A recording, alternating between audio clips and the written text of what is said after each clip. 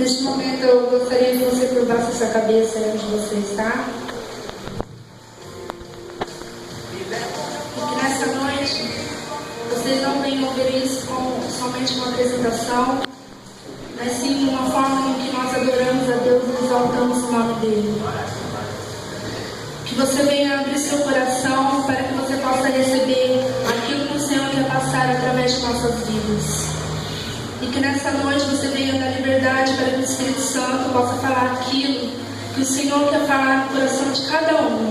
Você que veio sem propósito nenhum, que nesse momento você venha fazer um propósito com Deus, pois eu tenho certeza de que se você abrir seu coração e der liberdade para o Espírito Santo, você irá sair daqui totalmente transformado e totalmente diferente da forma em que você entrou.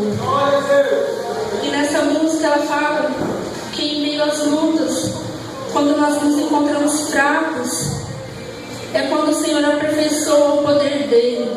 É quando ele aperfeiçoa o poder dele em meio à nossa fraqueza.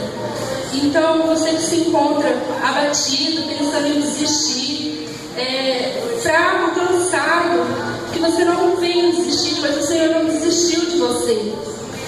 Venha pedir para que o Senhor te dê forças e que Ele te fortalece, pois assim como um dia Ele estendeu a mão para mim e para você que está aqui nesta noite e te levantou, eu tenho certeza de que se você pedir, Ele irá te erguer novamente. Amém?